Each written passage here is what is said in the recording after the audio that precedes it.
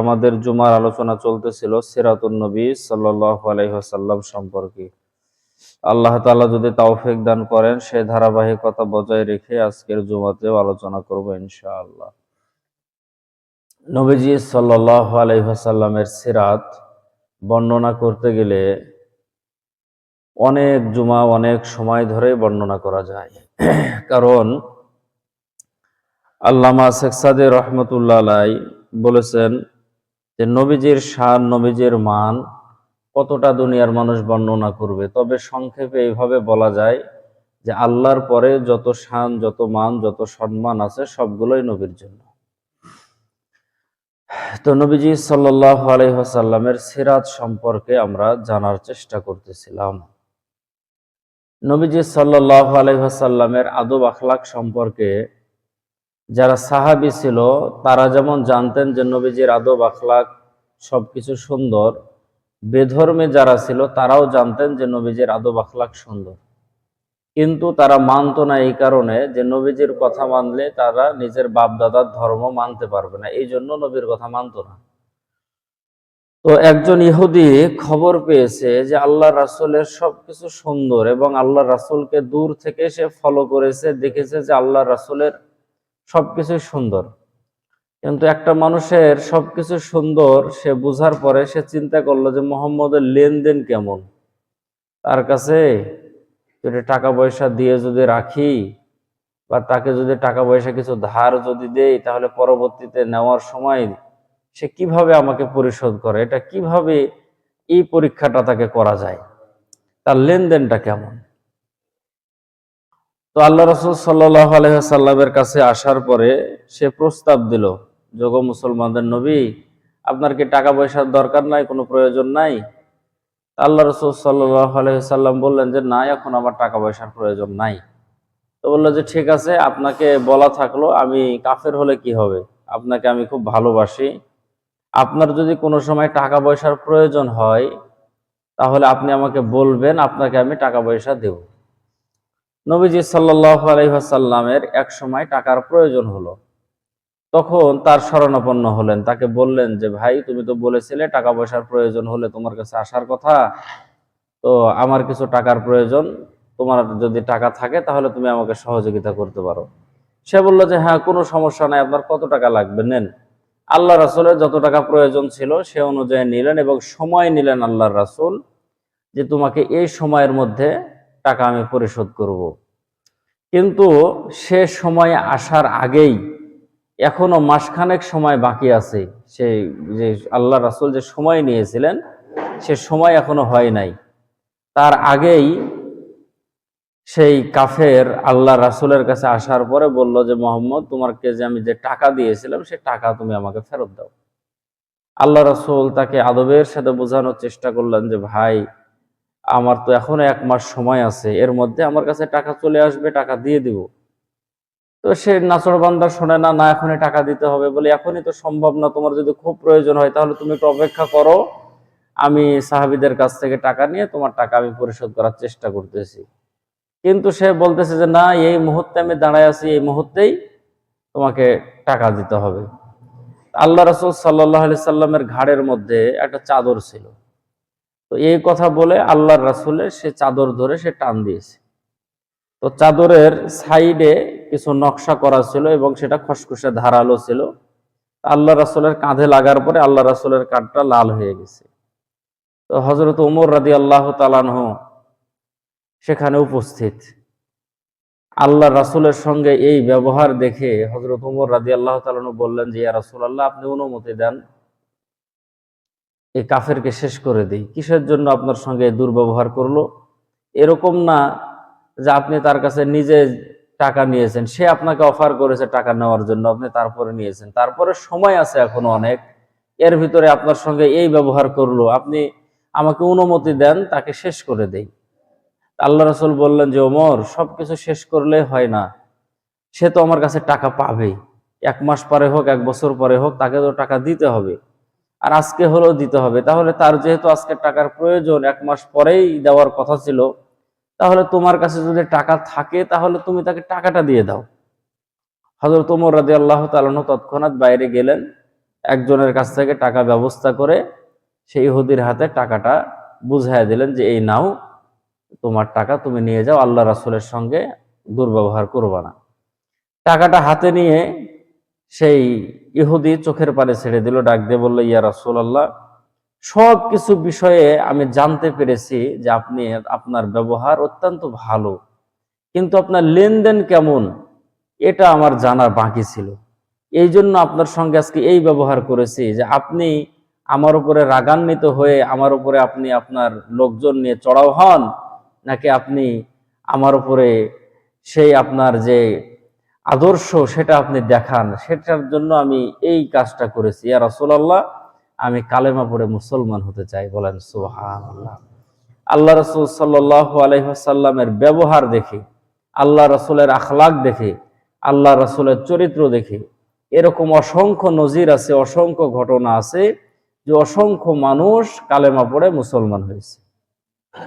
নবীজি মসজিদের মধ্যে ইমামতি করতেছেন, ইহুদি পাশ দিয়ে যায়, আল্লাহ রাসূল আল্লাহু আকবার বলে নামাজের মধ্যে দাঁড়ায়, সামি আল্লাহু লিমান হামিদা বলে, আবার সেজদার মধ্যে আল্লাহু আকবার বলে, এবং আল্লাহ রাসূলের সঙ্গে সঙ্গে সাহাবীরাও নামাজ পড়তেছে। তো ইহুদি অনেকক্ষণ দাঁড়াই থেকে দেখতেছে যে মুসলমান এখানে কি করে। নামাজ শেষ হওয়ার পরে সাহাবীরা যখন মসজিদ থেকে বের হয় তো তাদেরকে জিজ্ঞেস করতেছে যে তোমরা মসজিদের মধ্যে এটা কি করতেছিলা? বলে যে আমাদের নবী নামাজ পড়াচ্ছিল আর আমরা পিছনে নামাজ পড়তেছিলাম। বলে এটা নামাজ, এটা কি? বলে এটা আমাদের ধর্মের ইবাদত, দিনে 5 ওয়াক্ত নামাজ পড়তে হয়, এটা ফরজ বিধান। এই কথা শোনার পরে সে আল্লাহ রাসূলের কাছে আসার পরে বলতেছে, ইয়া রাসূলুল্লাহ, আপনি আমাকে মুসলমান বানায়া দেন। কারণ যেই ধর্মের ইবাদত এত সুন্দর, একজনের কমান্ড মেনে শত শত মানুষ সেজদায় পড়ে যায়, শত শত মানুষ রুকু করতেছে, সেজদা করতেছে, আবার দাঁড়ায় যেতেছে, একটা ধর্মের ইবাদত যদি এত সুন্দর হয়, না জানি এই ধর্মটা কত সুন্দর, আপনি আমাকে কালেমা পড়ায় মুসলমান বানায় দেন। সুবহানাল্লাহ। সম্মানিত মুসল্লিয়ান একরাম, এরকম ভাবে যদি আমরা ঘটনা দেখতে যাই তো আল্লাহ রাসূলের জীবনের অসংখ্য ঘটনা আছে যে আল্লাহ রাসূলকে হত্যা করতে এসেও অনেকে কালেমা পড়ে মুসলমান হয়ে গেছে নবীজি সাল্লাল্লাহু আলাইহি ওয়াসাল্লামের আদর্শ দেখে, আখলাক দেখে, নবীজি সাল্লাল্লাহু আলাইহি ওয়াসাল্লামের কথা শুনে। আল্লাহ রাসূল যখন খানায়ে কাবার দেওয়ালের সঙ্গে হেলানা দিয়ে যখন কোরআন তেলাওয়াত করেন, তখন মক্কাতে হজ করার জন্য মানুষগুলো আসে। তখন এই মক্কাতে ঢোকার জন্য যে সমস্ত রাস্তাগুলো ছিল, এই সমস্ত রাস্তার পাশে পাশে মানুষ লোক ঠিক করে দিয়েছে, ওই কাফেরেরা লোক দাঁড় করে দিয়েছে, মানুষ দাঁড় করায় দিয়েছে যে হাজিরা যখন ঢুকবে খানায়ে কাবা তাওয়াফ করার জন্য, তখন তাদেরকে বলবা যে শোনো, খানায়ে কাবার কাছে একটা পাগল আছে, নতুন পাগলের আবির্ভাব হয়েছে, তার নাম হলো মুহাম্মদ। বলেন নাউজুবিল্লাহ। তার কাছে যাবা না, যদি কোনো সময় যাও কানের মধ্যে আঙ্গুল দিয়ে যাবা, সে কি বলে খবরদার শুনিও না, তার কথার মধ্যে কিন্তু জাদু আছে, যে শোনে সেই বিপদে পড়ে, সেই মুসলমান হয়। এখন আল্লাহ রাসূলের কথাগুলো তারা জানতো না, কিন্তু তারা নিজের পায়ে হেঁটে হেঁটে আল্লাহ রাসূলের কথাগুলো ওই সমস্ত মানুষদের কাছে পৌঁছায় দিয়েছে। এখন সবার মনের মধ্যে কৌতূহল যে যেখানে আল্লাহর ঘর সেখানে আবার পাগল থাকে, আবার পাগলের কথা শুনলেই নাকি তার দলের মধ্যে মানুষ চলে যায়, এটা কেমন ধরনের পাগল? একটু পাগলটাকে তো দেখা দরকার। এখন শত শত হাজার হাজার মানুষ ভিড় করে আল্লাহর রাসূলকে দেখার জন্য। আল্লাহ রাসূল সেখানে বসে বসে তেলাওয়াত করে। তকদিরের মধ্যে আল্লাহ তাআলা যাদের হেদায়েত রেখেছেন তারাই কালেমা পড়ে, তারাই মুসলমান হয়ে যায়। সুবহানাল্লাহ। ইয়ামান দেশের মধ্যে আবু জেহেল একটা টিম পাঠাইছে যে যাও, ওই দেশের মধ্যে একটা ভালো কবিরাজ আছে, তার নাম হলো জমাত, ওই কবিরাজের কাছে যাও, ওই কবিরাজকে নিয়ে আসো, মুহাম্মদকে ঝাড়ফুঁক করতে হবে, তাকে জিনে ধরেছে, এই জন্য ঝাড়ফুঁক করতে হবে। তো জমাত নামের সেই যে জাদুকর ছিল তাকে নিয়ে আসা হয়েছে, জিনের তদবির করে তাকে নিয়ে আসা হয়েছে, এবং জমাতকে বারবার বলে দেওয়া হয়েছে যে শোনো, তুমি ঝাড়ফুঁক করবা, তোমার কাজ তুমি করবা, মুহাম্মদের কথা কিন্তু খবরদার শুনবা না, ওর কথা শুনলেই কিন্তু বিপদে পড়বা। এখন জমাত নামের জাদুকর আল্লাহ রাসূলের কাছে আসার পরে বলতেছে, তোমার নাম কি মুহাম্মদ? তো বলতেছে, হ্যাঁ আমার নাম মুহাম্মদ। বলে, তোমাকে নাকি জিনে আসর করেছে, তোমাকে নাকি জিনে ধরেছে। এই কথা শোনার পরে আল্লাহ রাসূল সাল্লাল্লাহু আলাইহি সাল্লাম মুস্কি হাসি দিয়ে কোরআন তেলাওয়াত করা শুরু করেছে যে আমি এই কোরআন তেলাওয়াত করি, এই জন্য মানুষ আমাকে বলে যে আমাকে নাকি জিনে ধরেছে। তো আল্লাহর রাসূল যখন কোরআনের তেলাওয়াত করে তো আরবি ভাষা বুঝে সে জামাত, আল্লাহ রাসূল কোরআনের তেলাওয়াত করে আর চোখ থেকে পানি টপ টপ করে মাটির মধ্যে পড়ে। আল্লাহর রাসূল 1 পারা 2 পারা 3 পারা 4 পারা পড়তে পড়তে পড়তে পড়তে 15 নাম্বার পারা পর্যন্ত আল্লাহ রাসূল তেলাওয়াত করেছে। জামাত কোনো কথা বলে না, শুধু তেলাওয়াতই শোনে। আল্লাহ রাসূল যখন তেলাওয়াত বন্ধ করেছে তখন সে বলতেছে যে মুহাম্মদ, যদি তোমার আরো জানা থাকে তাহলে তুমি আরো তেলাওয়াত করো, তোমার পড়াটা শুনতে বড় ভালো লাগতেছে। আল্লাহ রাসূল শেষ পর্যন্ত তেলাওয়াত করলেন। জামাত আল্লাহ রাসূলের সামনে ডান হাতটা বাড়ায়া দিলেন আর বললেন যে মুহাম্মদ, তুমি আমাকে এই মুহূর্তে কালেমা পড়ায়া তোমার ধর্মের একজন সৈনিক বানায় নাও।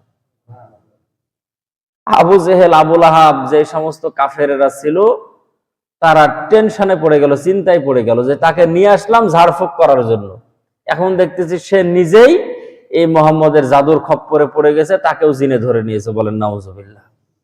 তো নবীজি সাল্লাল্লাহু আলাইহি ওয়াসাল্লামের আদর্শের কথা যুগে যুগে মানুষ বলতে থাকবে, লিখতে থাকবে, পড়তে থাকবে, কিন্তু নবীজি সাল্লাল্লাহু আলাইহি সাল্লামের আদর্শের কথা বলেও শেষ করা যাবে না, নবীজির আদর্শের কথা কেউ লিখেও শেষ করতে পারবে না, নবীজির আদর্শের কথা কেউ কোনোদিন পড়েও শেষ করতে পারবে না। এই জন্য যতটুকু আল্লাহ তাআলা আমাদেরকে তাওফিক দিয়েছেন সে অনুযায়ী একটু চেষ্টা করা, নবীজি সম্পর্কে জানা, নবীজি আমরা যেই নবীর অনুসরণ করি, আমরা নিজেকে যেই নবীর উম্মত বলে দাবি করি, সেই নবীর সম্পর্কে আমাদের জেনে থাকা অত্যন্ত জরুরি। কারণ দুনিয়ার মধ্যে যে যে দল করে, দলের নেতা সম্পর্কে প্রত্যেকের ধারণা আছে, যে যে দল করে সেই দলের নেতা সম্পর্কে ধারণা আছে।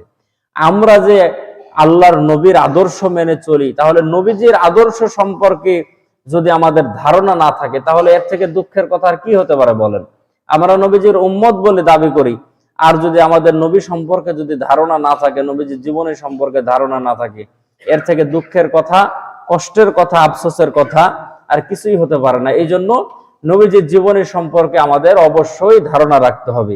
আমি গত জুমায় বলতেছিলাম যে নবীজি সাল্লাল্লাহু আলাইহি ওয়াসাল্লাম তিনি তার যে বৈশিষ্ট্যগুলো ছিল তার মধ্যে একটা বৈশিষ্ট্য হলো যে তিনি দীর্ঘ সময় নীরব থাকতেন, তিনি কথা কম বলতেন, তিনি নীরব থাকতেন, এবং যদি কোনো মজলিসের মধ্যে থাকতেন ওই সময়ও তিনি নীরব থাকতেন। মানুষের যে সমস্ত কথাগুলো বলতো সেই সমস্ত কথাগুলোই আল্লাহ রাসূল সাল্লাল্লাহু আলাইহি সাল্লাম বেশি শুনতেন।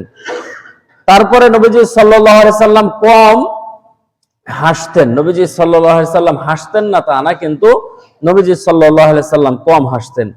তারপরে তিনি মুস্কি হাসতেন। নবীজি সাল্লাল্লাহু আলাইহি সাল্লাম তাবাসসুম, মুস্কি মুস্কি তিনি হাসতেন। মানুষের সঙ্গে তিনি যখন কথা বলতেন তখন তিনি হাসি মুখে মানুষের সঙ্গে কথা বলতেন, কোনো সময় মুখ ভারী করে মানুষের সঙ্গে কথা বলতেন না। আমরাও যখন মানুষের সঙ্গে কথা বলবো তখন হাসি মুখে মানুষের সঙ্গে কথা বলবো। এবং তিনি সবাইকে সবার আগে সালাম দিতেন, ছোট বাচ্চা থেকে বড় পর্যন্ত সবাইকে নবীজি সাল্লাল্লাহু আলাইহি ওয়াসাল্লাম আগে সালাম দিতেন। এই পর্যন্ত আমাদের গত জুমায় আলোচনা ছিল। তারপরে নবীজি সাল্লাল্লাহু আলাইহি সাল্লাম ঘুম থেকে জাগার পরে মেসওয়াক করতেন। আমি বারবার আপনাদেরকে মেসওয়াকের কথা বলেছি, মেসওয়াকের কথাও যত সম্ভব গত জুমাতে বলা হয়েছিল যে মেসওয়াক করা। তারপরে তিনি সব সময় আল্লাহ পাক রব্বুল আলামিনকে স্মরণ রাখতেন। এটাই হলো ওয়াত্তাকুল্লাহ, আল্লাহ পাক রব্বুল আলামিনের ভয়। মানুষ যেখানেই থাকুক না কেন দুনিয়ার কেউ দেখতেছে না, কিন্তু একজন দেখতেছেন, তিনি হলেন আমাদের আল্লাহ। এই জন্য আল্লাহর ভয় সবসময় অন্তরের মধ্যে রাখা এবং আল্লাহ পাক রব্বুল আলামিনের স্মরণ অন্তরের মধ্যে রাখা, সে খেয়াল রাখা যে আল্লাহ পাক রব্বুল আলামিন আমাদেরকে দেখতেছেন। নবীজি সাল্লাল্লাহু আলাইহি ওয়াসাল্লাম তারপরে তাহাজ্জুদের নামাজ কোনো সময় ত্যাগ করতেন না। নবীজি কোনো সময় তাহাজ্জুদের নামাজ ত্যাগ করতেন না। আমাদের মধ্যে এরকম মুসল্লি আছে বছরে একটা দিনও এরকম সুযোগ হয় না যে তাহাজ্জুদের নামাজ পড়ি, বা এমনও মানুষ আছে হয়তো জীবনে কোনোদিন তাহাজ্জুদের নামাজ পড়াই নাই, কিন্তু নবীজি কোনো সময় কি করতেন না, তাহাজ্জুদের নামাজ ত্যাগ করতেন না। ফজরের আজান হওয়ার আগে, ফজরের ওয়াক্ত আসার আগে, আজান হওয়ার আগে যে নামাজ পড়া হয়, শোনেন, নবীজি সাল্লাল্লাহু আলাইহি ওয়াসাল্লামের এই তাহাজ্জুদের নামাজ কোনো সময় মিস যেত না। 3টা 2 মুহাদ্দিসিন ইকরামগণ লিখেছেন যে 3টা 2 যদি এক হয়ে যায়, 3টা 2 যদি এক হয়ে যায়, মানুষের জীবন পরিবর্তন হয়ে যাবে ইনশাআল্লাহ। রাত্রি 2টার সময় 2 রাকাত নামাজ, 2 ফোঁটা চোখের পানি। রাত্র 2টা 2 রাকাত নামাজ আর 2 ফোঁটা চোখের পানি, এই 3টা 2 যদি এক হয়ে যায়, একসঙ্গে যদি হয়ে যায়, মানুষের জীবন পরিবর্তন হবেই হবে ইনশাআল্লাহ। আমরা যে এই মসজিদের মধ্যে এসেছি নামাজ পড়ার জন্য, যে এসেছি এখানে আমরা আল্লাহর খোঁজে এসেছি, যে নামাজ পড়লে আল্লাহকে পাওয়া যায়। 5 ওয়াক্ত নামাজে বান্দা আল্লাহ তাআলাকে খোঁজে। জালসা মাহফিলে যাওয়ার পরে বান্দা আল্লাহ তাআলাকে খোঁজে, আল্লাহর পরিচয় পাওয়ার জন্য, আল্লাহকে রাজি খুশি করার জন্য মানুষ এই সমস্ত কাজগুলো করে। দান করে মানুষ আল্লাহ তাআলাকে পাওয়ার জন্য, আল্লাহকে রাজি খুশি করার জন্য মানুষ দান করে। সমস্ত কাজগুলো করে আল্লাহ তাআলাকে খোঁজার জন্য, আল্লাহ তাআলাকে পাওয়ার জন্য, আল্লাহ তাআলাকে রাজি করার জন্য। দিনের যে সমস্ত কাজগুলো মানুষ করে সারাদিন, বান্দা আল্লাহ তাআলাকে খোঁজার জন্য চেষ্টা করে। আর গভীর রাত্রে মানুষ যখন ঘুমায়া যায়, তখন শেষ রাত্রে আল্লাহ তাআলা বান্দাকে খোঁজেন, যে বান্দা কেউ কি আসো, আমি আল্লাহ তাআলার কাছে দোয়া করবা, তো তোমাদের দোয়া আমি আল্লাহ তাআলা কবুল করব। কেউ কেউ অসুস্থ ব্যক্তি আসো, আমি আল্লাহ তাআলার কাছে দোয়া করবা, তো আমি আল্লাহ তাআলা তোমাকে শেফা দান করব। কেউ কেউ অভাবী আসো, আমি আল্লাহ তাআলার কাছে চাইবা, তো আমি আল্লাহ তাআলা তোমাকে অভাব মুক্ত জিন্দেগি দান করব। কেউ কি আসো যে দুশ্চিন্তার মধ্যে আসো, আমি আল্লাহ তাআলার কাছে চাইবা, তো আমি আল্লাহ তাআলা দুশ্চিন্তা মুক্ত তোমাদেরকে জিন্দেগি দান করব।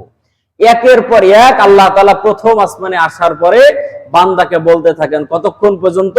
একেবারে হাত্তা মাতলাইল ফজর, একেবারে ফজর পর্যন্ত। ফজরের আজান হয় না যতক্ষণ পর্যন্ত, ততক্ষণ পর্যন্ত আল্লাহ পাক রব্বুল আলামিন এই সমস্ত এলানগুলো দিতে থাকেন। যখন মসজিদের মধ্যে আজান যখন হতে থাকে, তখন আল্লাহ পাক রব্বুল আলামিন এই সমস্ত কথাগুলো বলা বন্ধ করে দেন। সম্মানিত মুসল্লিন একরাম, তাহলে আমরা আল্লাহ তাআলাকে খোঁজার জন্য সারাদিন মেহনত করি, আর গভীর রাত্রে আল্লাহ পাক রব্বুল আলামিন আমাদেরকে খোঁজেন, যে বান্দা কেউ কি আসো, আমি আল্লাহ পাক রব্বুল আলামিনের কাছে চাইবা। যে সময় আল্লাহ তাআলা আমাদেরকে খোঁজার জন্য প্রথম আসমানে চলে আসেন, সে সময় আমরা গভীর ঘুমে বিভোর হয়ে থাকি, আল্লাহ পাক রব্বুল আলামিনের ডাকে সাড়া দেই না। এই জন্য 3টা 2 এক জায়গায় করা দরকার। রাত্র 2টার সময় উঠে 2 রাকাত নামাজ, 2 ফোঁটা চোখের পানি ফেলে আল্লাহ পাক রব্বুল আলামিনের কাছে যা চাইবেন, জিন্দেগির গুনাহ আল্লাহ তাআলা মাফ করবে, জিন্দেগির আশাগুলো আল্লাহ পাক রব্বুল আলামিন কবুল করবে, অসুস্থ থাকলে আল্লাহ পাক রব্বুল আলামিন শেফা দান করবে, আপনার জিন্দেগি পরিবর্তন হয়ে যাবে ইনশাআল্লাহ। আর এই তাহাজ্জুদের নামাজ আল্লাহ রাসূল ছাড়তেন না। আল্লাহ পাক রব্বুল আলামিন আমাদেরকে তাহাজ্জুদের নামাজ আদায় করার মতো তৌফিক দান করুন। সকলে বলছে আল্লাহুম্মা আমিন। সম্মানিত ভাইয়েরা আমার, এই তাহাজ্জুদের ব্যাপারে যদি কথা বলতে যাই, তাহলে সাহাবীদের জীবনী থেকে যদি বলতে যাই, তাহলে অসংখ্য ঘটনা আছে যে সাহাবীরা রাত জেগে জেগে কি করতেন। সংক্ষেপে একটা বলি, নবীজি সাল্লাল্লাহু আলাইহি ওয়াসাল্লাম একদিন সাহাবীদের বাসায় গেলেন, যে কোন সাহাবী কি করতেছেন। তো প্রথমে হযরতে ওমর রাদিয়াল্লাহু তাআলা আনহুর বাসায় গেলেন। তো ওনার বাসাতে যাওয়ার আগেই আল্লাহর রাসূল শুনতে পেলেন যে ওমর রাদিয়াল্লাহু তাআলা আনহু জোরে জোরে কোরআনের তেলাওয়াত করতেছে। আল্লাহ রাসূল দীর্ঘ সময় সেখানে দাঁড়ায় থাকলেন এবং তার কোরআনের তেলাওয়াত শুনলেন। হযরত ওমর রাদিয়াল্লাহু তাআলা আনহু যখন রুকুতে গেলেন, আল্লাহ রাসূল সেখান থেকে হযরতে আবু বকর রাদিয়াল্লাহু তাআলা আনহুর বাড়ির দিকে গেলেন। এবং আবু বকর রাদিয়াল্লাহু তাআলা আনহুর বাড়ির কাছে যাওয়ার পরে আল্লাহ রাসূল কোরআনের তেলাওয়াতের আওয়াজ দূর থেকে শুনতে পেলেন না। আল্লাহ রাসূল যখন কাছাকাছি যখন চলে গেলেন বাড়ির, তখন আল্লাহ রাসূল শুনতে পেলেন যে হযরতে আবু বকর ছোট্ট ছোট্ট কণ্ঠে ফিসফিস করে আল্লাহ পাক রব্বুল আলামিনের কোরআন তেলাওয়াত করতেছে। ফজরের নামাজ শেষে আল্লাহ রাসূল আবু বকর ওমর রাদিয়াল্লাহু তাআলা আনহু দুইজনকেই ডাকলেন। দুইজন আল্লাহ রাসূলের কাছে এসে সুন্দরভাবে হাঁটু গেড়ে দিয়ে বসলেন। ইয়া রাসূলুল্লাহ, বলেন কিসের জন্য ডেকেছেন? সমস্ত সাহাবীদের মাঝখানে আল্লাহ রাসূল বললেন যে ওমর, রাতের বেলা আমি তোমার বাসায় গিয়েছিলাম। হযরত ওমর থরথর করে কেঁপে উঠলেন, ইয়া রাসূলুল্লাহ, আপনি কোন সময় গিয়েছিলেন? আর আমি হয়তো ঘুমায়াছিলাম, এই জন্য আপনি ডেকেছেন, হয়তো উঠতে পারি না। ইয়া রাসূলুল্লাহ, আপনি আমাকে মাফ করে দেন, ক্ষমা করে দেন। আল্লাহ রাসূল সাল্লাল্লাহু আলাইহি সাল্লাম বললেন যে ওমর, তোমার বাসায় গিয়েছিলাম, তুমি ঘুমায়াছিলা না, তুমি আল্লাহ পাক রব্বুল আলামিনের কোরআন তেলাওয়াত করতেছিলা নামাজের মধ্যে। বলেন সুবহানাল্লাহ। হযরত ওমর রাদিয়াল্লাহু তাআলা আনহুকে আল্লাহ রাসূল বলতেছেন যে ওমর, তুমি কোরআন তেলাওয়াত করতেছিলা, তোমার বাড়িতে যাওয়ার কয়েক বাড়ি আগে থেকেই আমি তোমার কণ্ঠের তেলাওয়াত শুনতে পাইতেছিলাম। ওমর, কিসের জন্য তুমি জোরে জোরে তেলাওয়াত করতেছিলা? কারণটা কি বলো? হযরত আবু বকর রাদিয়াল্লাহু তাআলা আনহু পাশেই মাথা নিচু করে বসে আছে।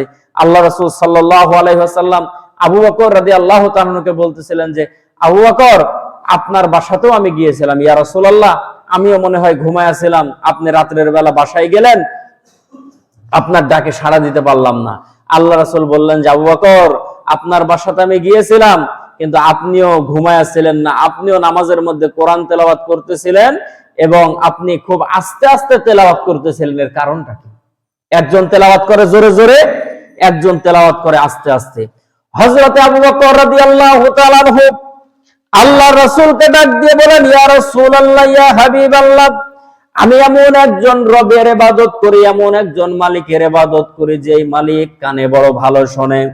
এই জন্য যাকে শোনানোর প্রয়োজন আমি তাকে শোনায়া দিয়েছি, এই জন্য আমি আস্তে আস্তে নামাজের মধ্যে তেলাওয়াত করেছি ইয়া রাসূলুল্লাহ। কারণ জোরে পড়লে আল্লাহ পাক রব্বুল আলামিন শোনেন, আস্তে পড়লে আল্লাহ পাক রব্বুল আলামিন শোনেন। এমন রবের ইবাদত করি না যে রব কানে শোনে না, এমন রবের ইবাদত করি যে রব আস্তে পড়লেও শোনেন, জোরে পড়লেও শোনেন। এই জন্য আল্লাহ পাক রব্বুল আলামিনকে শুধু শোনানোর প্রয়োজন, এই জন্য আমি আস্তে আস্তে তেলাওয়াত করেছি যাতে আল্লাহ পাক রব্বুল আলামিন ছাড়া আর দুনিয়ার কেউ না শুনতে পায়। কারণ আমার উদ্দেশ্য ছিল আল্লাহ পাক রব্বুল আলামিনকে শোনানো। হযরত ওমর রাদিয়াল্লাহু তাআলা বললেন, ওমর গো, তুমি জোরে জোরে তেলাওয়াত করতেছিলে, এর কারণটা কি?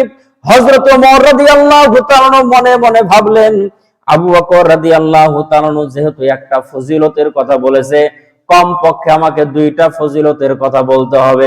হযরত ওমর রাদিয়াল্লাহু তাআলা বললেন, ইয়া রাসূলুল্লাহ, আমি জোরে জোরে কোরআনুল কারীম তেলাওয়াত করার কারণ হলো আমার মনের মধ্যে আবেগ হয় যে আমি আল্লাহর কালাম জোরে জোরে পড়ব।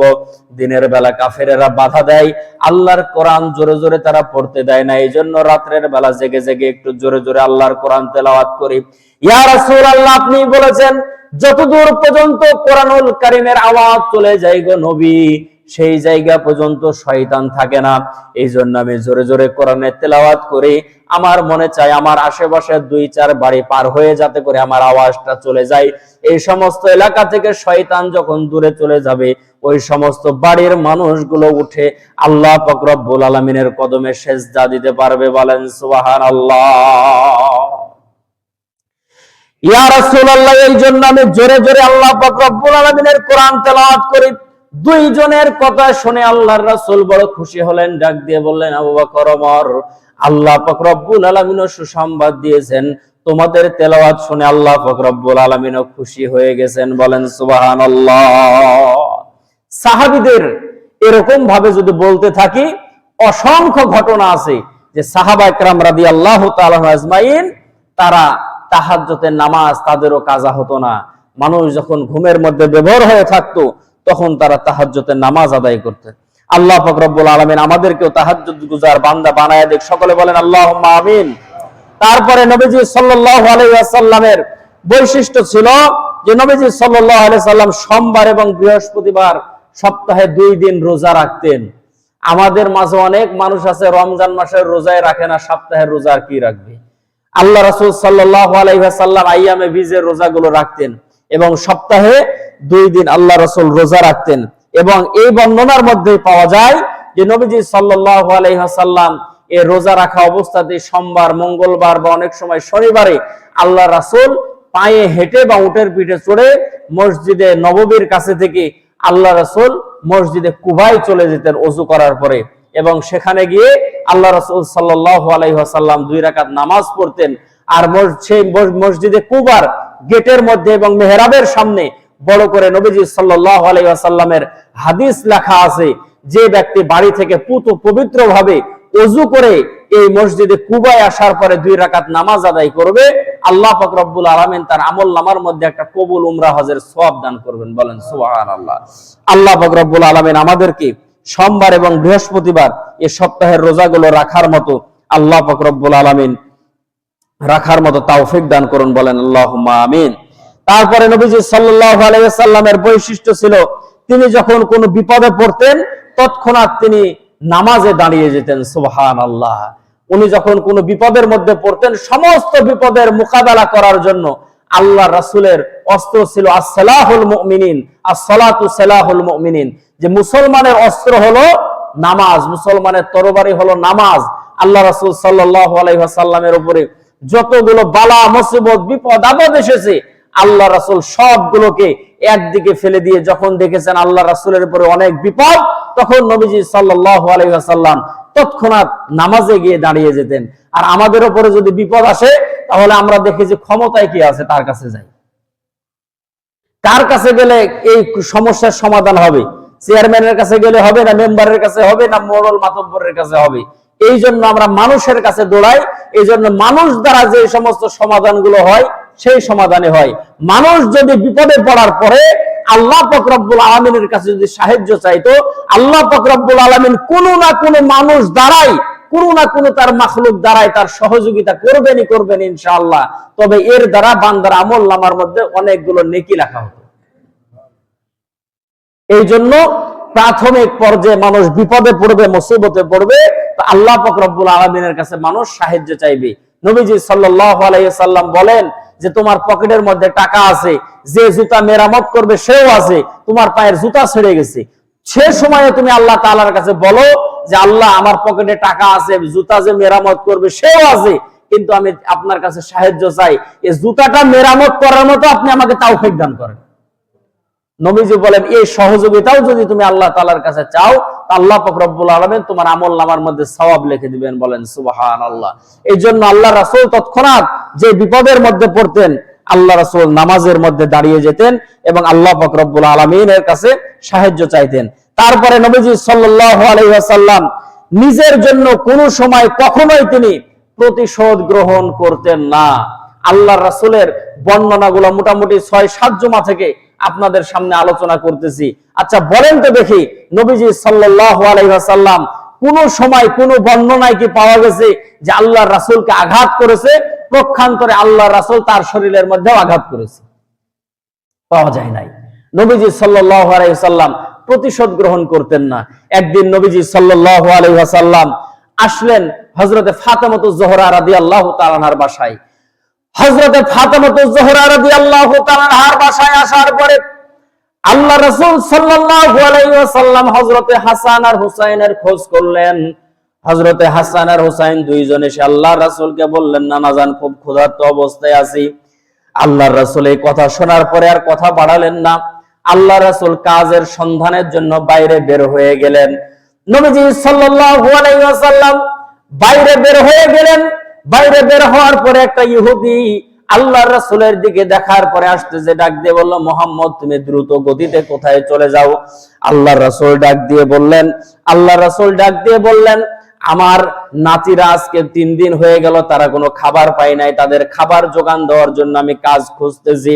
ইহুদি ডাক দিয়ে বলে, মুহাম্মদ গো, তুমি যদি কাজে যদি খুঁজতে থাকো, আমার বাগানের মধ্যে, খেজুরের গাছের বাগানের মধ্যে পানি দেওয়ার জন্য একটা মানুষ আমি খুঁজতেছি, তুমি ইচ্ছা করলে আমার বাগানের মধ্যে তুমি পানি দিতে পারো। আল্লাহ রাসূল আর কথা বাড়ালেন না, ডাক দিয়ে বললেন, ভাই চলো তোমার বাগানের মধ্যে যাই, তোমার বাগানের মধ্যে কাজ করব। আল্লাহ রাসূলের সঙ্গে কথা হলো, এক বালতি পানি গভীর কূপ থেকে তোলার পরে খেজুরের গাছের গোড়ার মধ্যে আল্লাহ রাসূল দিয়ে দিবে। এক বালতি পানির বিনিময়ে তাকে 3টা করে খেজুর দেওয়া হবে। আমার ভাইয়েরা, আমার বাবাজিরা, আল্লাহ রাসূল কাজ করা শুরু করলেন। সেই জায়গার মধ্যে হঠাৎ করে রশি ছিঁড়ে বালতিটা কূপের মধ্যে পড়ে গেল। ইহুদি দূর থেকে খেয়াল করলো আল্লাহ রাসূল কূপ থেকে কেন পানি তোলে না। কাছে আসার পরে আল্লাহ রাসূলকে ডাক দিয়ে বলল, মুহাম্মদ তুমি কিসের জন্য পানি তুলো না, চুপচাপ দাঁড়ায় আছো, কারণটা কি? আল্লাহ রাসূল বললেন, চুপচাপ দাঁড়ায় নাই, এই যে রশিটা ছিঁড়ে যে কূপের মধ্যে বালতিটা পড়ে গেছে, এখন তুলবো কিভাবে, এই জন্য আমি এই জায়গায় দাঁড়ায় আছি। ইহুদি ডাক দিয়ে বলতেছে, কিসের জন্য বালতিটা তুমি কূপের মধ্যে ফেললা? আল্লাহ রাসূল বলেন, আমি কূপের মধ্যে ফেলি নাই, কূপের মধ্যে পড়ে গেছে। ইহুদি বলে, না তুমি কূপের মধ্যে ফেলেছো। আল্লাহ রাসূল বলেন, ভাই তুমি বিশ্বাস করো, আমি কূপের মধ্যে ফেলি নাই, রশিটা ছিঁড়ে কূপের মধ্যে পড়ে গেছে। এক কথা দুই কথা বলতে বলতে আল্লাহ রাসূলের শরীরের মধ্যে ইহুদি গালের মধ্যে একটা থাপ্পড় লাগায়া দিয়েছে। আমার ভাইয়েরা, আমার বাবাজিরা, প্রত্যেকটা নবীদেরকে আল্লাহ পাক রব্বুল আলামিন শক্তিশালী বানায়া দুনিয়ার মধ্যে পাঠিয়েছিলেন। আল্লাহ রাসূলের শরীরের মধ্যে, হাদিস শরীফের মধ্যে পাওয়া যায়, আমার ভাইয়েরা, 100 জন জান্নাতি যুবকের শক্তি ছিল আল্লাহর রাসূলের গায়ে।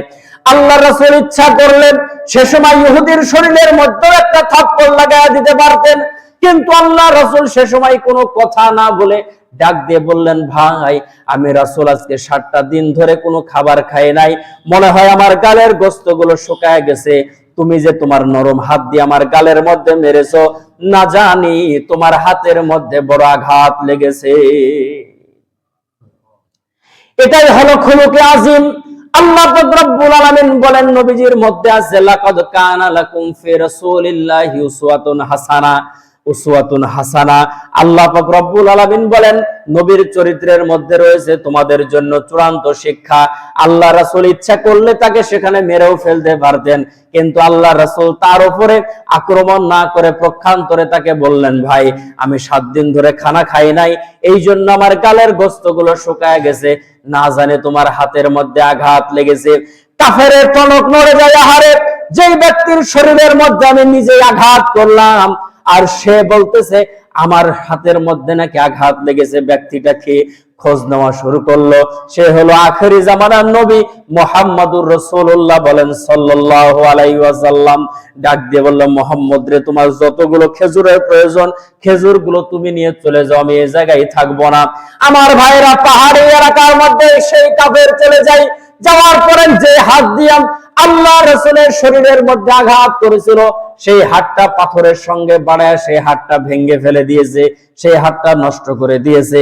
সেই হাতটা নিয়ে আল্লাহ রাসূলের কাছে আবার সেই কাফের এসেছে, আসার পরে ডাক দিয়ে বলে, মুহাম্মদ আগে বুঝতে পারি নাই, পরবর্তীতে বুঝলাম তুমি শেষ জামানার নবী, তোমার চরিত্রের মধ্যে থেকে আমাদের জন্য শেখার অনেক বিষয় আছে।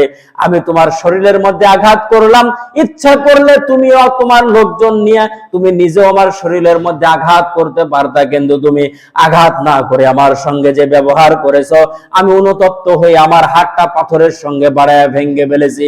মুহাম্মদ গো, এখন কি আমার গুনাহ মাফের কোনো সুযোগ আছে নাকি? আমার জিন্দেগির গুনাহগুলো কি কোনোভাবে মাফ করা যায় নাকি? আল্লাহ পাক রব্বুল আলামিনের হাবিব বলেন, গুনাহ মাফ হয়ে যাবে শুধু যদি একটা মাত্র কালেমা পড়ে নেন, শুধু পড়েন লা ইলাহা ইল্লাল্লাহু মুহাম্মাদুর রাসূলুল্লাহ। শুধুমাত্র এই কালেমাটা ঈমানের সঙ্গে পড়ে নেন, আল্লাহ পাক রব্বুল আলামিন আপনার জীবনের গুনাহগুলোকে মাফ করে দিবে। বলেন সুবহানাল্লাহ।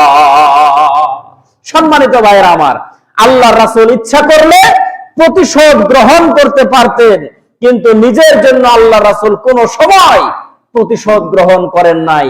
সবাইকে আল্লাহ রাসূল উদারতা দেখিয়েছেন। তারপরে আল্লাহ রাসূল যুদ্ধক্ষেত্র ছাড়া কোনো সময় কাউকে আঘাত করেন নাই।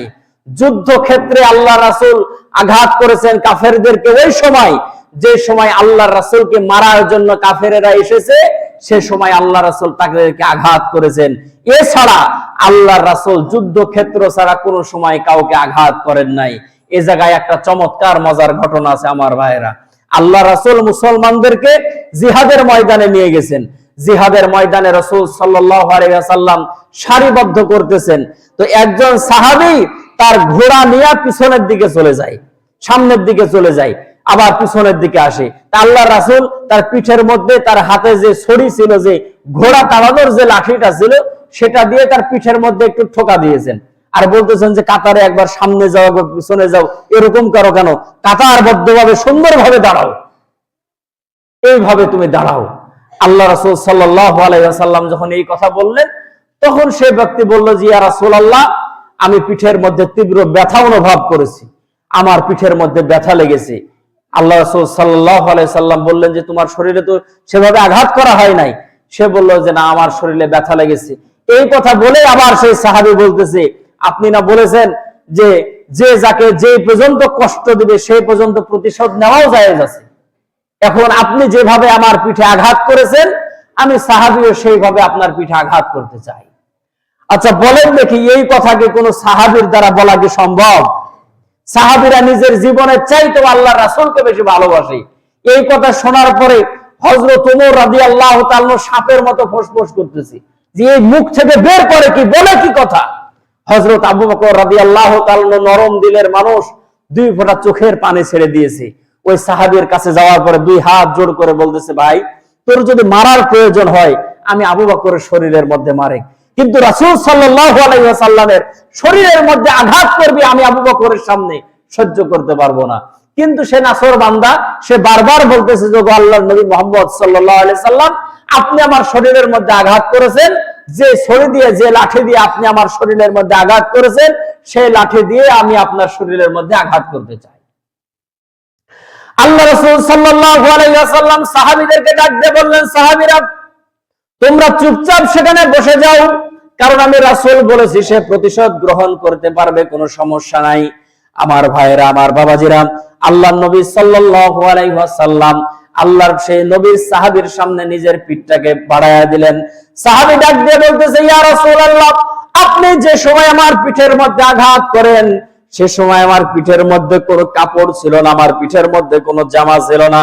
এই সময় আপনি আমার পিঠের মধ্যে আঘাত করেছেন, আপনার শরীরের মধ্যে একটা চাদর দেখা যায়, এই চাদরের উপর দিয়ে আঘাত করলে সেটা মায়ের অধিকার আদায় হবে না। ইয়া রাসূলুল্লাহ, আপনি চাদরটা সরায় ফেলেন।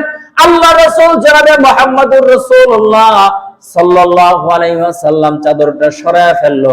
সাহাবী হাতের ছড়িটা, হাতের লাঠিটা আল্লাহ রাসূলের পায়ের কাছে ফেলে দিয়ে আল্লাহ রাসূলকে পিছন দিক থেকে বুকের সাথে ধরে আল্লাহ রাসূলের পিঠের মধ্যে খতমে নবুওয়াতের একটা মোহর ছিল, সেই জায়গার মধ্যে আল্লাহ রাসূলের সেই সাহাবী দুইটা ঠোঁট দিয়ে চুমা খেলেন, আর আল্লাহ রাসূলের দুইটা পা জড়ায় ধরলেন, ডাক দিয়ে বললেন, ইয়া রাসূলুল্লাহ, ইয়া হাবিবাল্লাহ, কিভাবে আপনি বিশ্বাস করতে পারেন গো নবীজি আপনার শরীরের মধ্যে আঘাত করব? ইয়া রাসূলুল্লাহ, ইয়া হাবিবাল্লাহ, আপনার শরীরে আঘাত করার জন্য যে আমি বাহানাটা করলাম এটা হলো আপনার খতমে নবুওয়াতের মোহরে চুমা খাওয়ার জন্য গো নবী। আমার বিশ্বাস হলো যে জায়গার মোহরে নবুওয়াতের যে চিহ্ন আছে সেই জায়গার মধ্যে যদি আমি সাহাবীর ঠোঁটটা যদি লেগে যায়, কিয়ামত পর্যন্ত আল্লাহ পাক রব্বুল আলামিন এই শরীরের উপরে কোনো আযাব দিবে না। আল্লাহ পাক রব্বুল আলামিন আমার জন্য জান্নাতকে ওয়াজিব করে দিবেন। ইয়া রাসূলুল্লাহ, ইয়া হাবিবাল্লাহ, এই জন্য এই কাজটা করেছে, আপনি মাফ করে দেন। সমস্ত সাহাবীদের চেহারার মধ্যে থেকে মলিনতার ছাপ চলে গেল। আল্লাহর নবী মুহাম্মদ আরবি সাল্লাল্লাহু আলাইহি ওয়াসাল্লাম সাহাবীকে ডাক দিয়ে বললেন, সাহাবীরে, আজকে তুমি যে কাজটা করেছো কিয়ামত পর্যন্ত এই কাজটা ইতিহাস হয়ে থাকবে। নবীজি সাল্লাল্লাহু আলাইহি ওয়াসাল্লামের মোহরে নবুওয়াতে চুমা দেওয়ার পরে বলে, ইয়া রাসূলুল্লাহ, সারা জীবনের জন্য জাহান্নামের আগুনকে হারাম করে ফেললাম। বলেন সুবহানাল্লাহ। নবীজি সাল্লাল্লাহু আলাইহি ওয়াসাল্লাম জিহাদের ময়দান ছাড়া আল্লাহর রাসূল কোন সময় কারো উপরে আক্রমণ করতেন না। জিহাদের ময়দান থেকে যদি কাউকে বন্দী করে যদি আল্লাহ রাসূল যদি নিয়ে এসেছেন, যারা বন্দী ছিল তাদের আল্লাহ রাসূল নিজে গিয়ে খোঁজ খবর নিতেন, নিজেরা না খেয়ে যারা বন্দী থাকতো তাদের খাবারের ব্যবস্থা আল্লাহ রাসূল সাল্লাল্লাহু আলাইহি সাল্লাম করে দিতেন। বলেন সুবহানাল্লাহ।